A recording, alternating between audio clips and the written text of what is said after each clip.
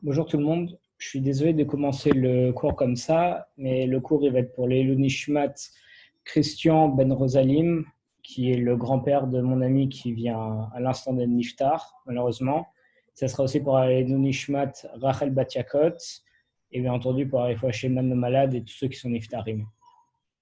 Avec votre permission, je vais essayer moi aussi, tant bien que mal après Rav Yosef, de faire un petit livret Torah, les Nishmatem, sur la paracha de Reish, tiré d'un des livrets Torah du Rav Biderman. Le dernier verset de la paracha de la semaine, il nous dit Ish kimat natiado kebirkat Hashem Elokecha shenatan lach. Chacun, suivant sa main, peut donner selon la bénédiction que Kadosh Baruch Hu, qu'Hashem ton Dieu t'a donnée.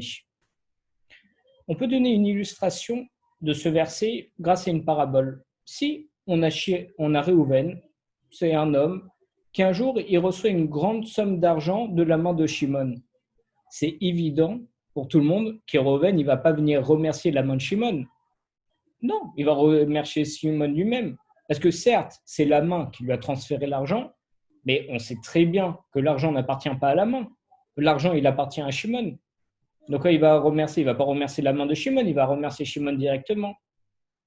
De même, lorsqu'un homme, il ne souhaitera, n'espérera un salaire de son patron ou un généreux présent d'un donateur, parce qu'en réalité, ce n'est pas ton patron qui va te donner ton salaire, ce n'est pas un donateur qui va te donner un don, mais c'est Akadosh Baruch Hu, et ça vient d'Akadosh Baruch Hu.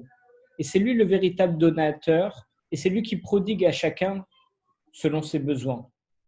Bien entendu, ça n'empêche pas qu'il faut toujours être reconnaissant envers les hommes, mais il faut bien entendu être conscient de qui provient véritablement toute la parnassa, de qui provient véritablement tout notre salaire. Le Rabbi Tzvi de Litsk, il est arrivé une fois dans une ville, en pleine nuit, accompagné de son fils. Et comme ils n'avaient pas où dormir, alors ils sont allés à la synagogue et ils ont voulu étudier durant toute la nuit et faire des mitzvot et prier. Néanmoins, plus le temps passait, plus malheureusement ils commençaient à avoir faim. Et au même instant, une femme dans la même ville, elle éprouva des difficultés à accoucher. Alors, la mère de Rabbi Tzvi de Litska, il lui apparut en rêve et à la mère de la femme qui devait accoucher, et elle lui a dit, si tu veux que ta fille, elle accouche correctement, et si tu veux lui sauver la vie, alors va donner un senril, ça aurait été une pièce qui vaut 10 petites pièces de l'époque, à mon fils qui se trouve dans la synagogue, et par ce mérite, alors ta fille, elle pourra accoucher correctement et sans mal. La mère, dès qu'elle a vu ça dans son rêve, elle s'est levée, elle s'est habillée, elle s'est hâtée pour aller accomplir ce qu'elle lui a donné, et elle est allée directement à la synagogue, elle a vu le Rav, et elle lui a donné un senril. Et le Rav, il a dit à son fils, regarde, si ma mère, elle s'est déplacée depuis le Gan Eden, où elle repose en paix, pour venir en rêve à cette femme, pourquoi est-ce qu'elle nous a fait juste donner un senril qui vaut juste 10 pièces? Elle n'aurait pu donner une pièce avec beaucoup plus de valeur. Pourquoi est-ce que si elle s'est déplacée depuis le Gan Eden, c'était juste pour nous donner grosso modo l'équivalent de 10 sous? Elle aurait pu nous donner beaucoup plus. En réalité, il lui a dit pourquoi est-ce qu'elle a fait ça? Parce que la subsistance de chacun, la parnassa de chacun, elle est fixée dans le ciel et on ne peut rien ni ajouter ni retrancher. Et c'est juste, il n'y a que Akadosh Baruch Hu qui peut décréter et qui décrète ce qu'on doit recevoir. Et on ne pourra pas recevoir un centime de plus ou de moins que ce qu'Akadosh Baruch Hu il a prévu qu'on reçoive durant l'année. Et ça, c'est vrai dans le bien comme dans le mal. Si quelqu'un, par exemple, il subit un dommage de son prochain, en réalité, ça serait un petit peu stupide, si vous me permettez le terme, de vouloir lui rendre la monnaie de sa pièce ou même de vouloir lui en tenir rancœur en pensant que c'est lui qui lui a créé un dommage et c'est lui qui est responsable de ses malheurs. Parce qu'en réalité, on doit être convaincu que la personne qui t'a subi un dommage, c'est que l'extension de la main d'Akadosh Baruch Hu. C'est Akadosh Baruch Hu qui te l'a envoyé pour justement te faire ce dommage. Et c'est ce qui est écrit justement dans le verset qu'on a lu tout à l'heure, qui dit chacun suivant ce que sa main peut lui donner. Ish kemat nat yado.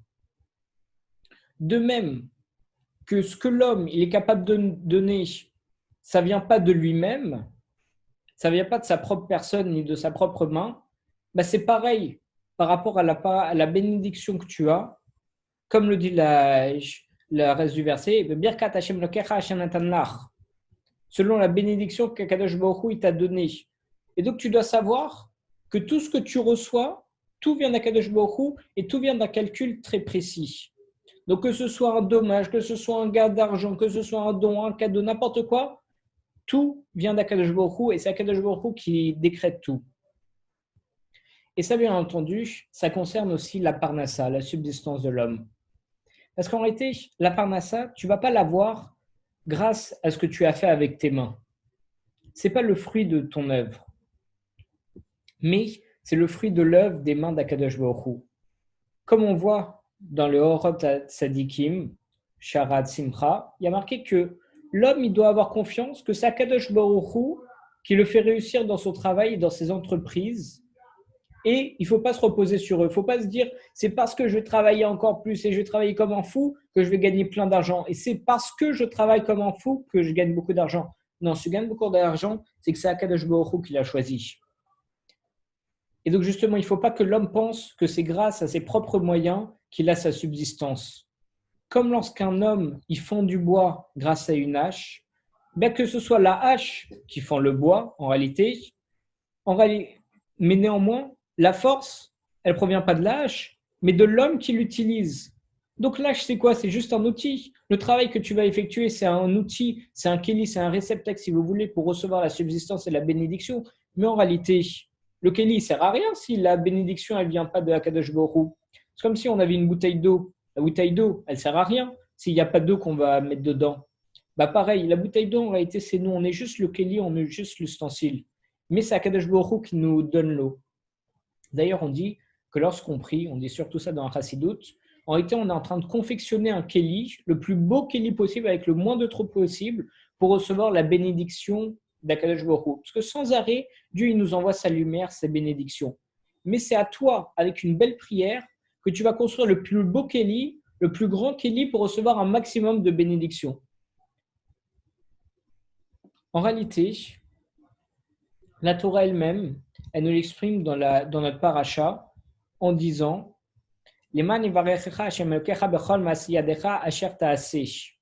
afin qu'Akadosh Baruch Hu il te bénisse dans toutes les œuvres de ta main que tu entreprendras.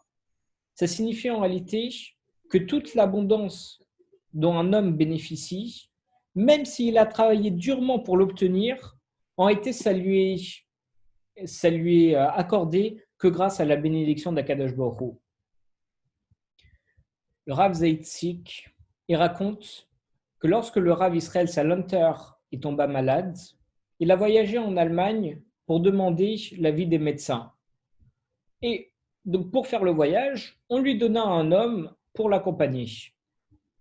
Et pendant le trajet, l'homme qui l'accompagnait, il est malheureusement tombé un petit peu malade. Et donc, le Rav Israël Salanter, il est devenu aide-soignant à son tour pour aider son compagnon de trajet, parce qu'il est tombé malade. Alors que de base, c'est lui qui était malade.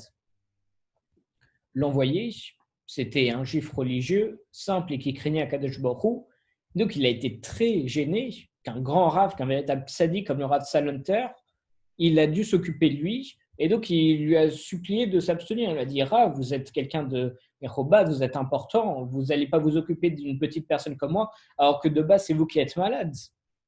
Mais le Rav Salanter, il restait sur ses positions. Il lui dit, non, je veux t'aider. Et il lui expliqua en réalité que l'aide qu'il allait lui apporter, c'était pour son propre bénéfice. Il lui a dit, regarde, les voies de la providence, elles sont insondables. On ne peut pas savoir ce qu'Akadosh Baruch Hu il prévoit. Qui sait si en réalité, Akadosh Baruch Hu il ne m'a pas fait tomber malade juste pour pouvoir accomplir cet acte.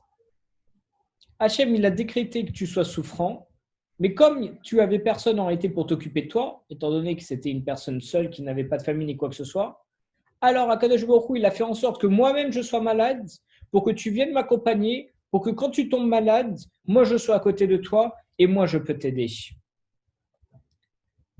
Et donc maintenant il a dit, maintenant c'est sûr que tu vas te sentir mieux par rapport à ça. Et en réalité, une fois que je vais réussir à te guérir et que tu vas être de mieux en mieux, alors là petit à petit, ma maladie elle va disparaître et je vais me sentir mieux avec l'aide d'Hachem. Parce que j'ai été malade que pour pouvoir te soigner toi. Comme ça, tu m'accompagnes et je vais pouvoir te soigner. Le Rav Zeitchik, il conclut en disant, celui qui a la foi dans ce que fait Akadosh Baruch Hu, il comprendra que tout est soigneusement calculé dans le ciel. Et c'est seulement grâce à notre émouna, c'est seulement grâce à notre foi qu'on pourra saisir l'insondable. On raconte à propos d'une Netziv qu'un jour, la rabbinite, son épouse, elle est tombée malade. Et malheureusement, c'était une maladie grave, donc on avait déjà prévu Minyan, une assemblée de 10 personnes pour pouvoir faire le Kaddish au cas où Chazécham, elle perde l'âme. Et à un certain moment, le Netziv, il a envoyé Rabbi Aaron Vatknin pour s'assurer justement des services de la Chevra Kadisha qui sont les pompes funèbres, en leur précisant qu'il allait leur payer toute la somme nécessaire pour l'enterrement, le lit seul et tous les autres besoins de la défunte, y compris la concession. Et immédiatement, dès qu'il a dit ça, juste après, la rabbinite, elle a guéri, elle a retrouvé la santé. Et le Netziv, il a expliqué pourquoi est-ce qu'il a fait ça. Il a dit qu'en réalité, le salaire de chacun, il était fixé pour toute l'année à Rosh Hashanah, comme nous a dit Rav Yosef, en citant le traité Betsa, Tetzaïn Amoud Aleph. En réalité, il y a marqué Kol mezonotav shel adam ketzuvim lo merosh Hashanah ve'ad yom Kippurim. Toute la subsistance de chacun, elle est fixée toute l'année à Rosh Hashanah jusqu'à Yom Kippour.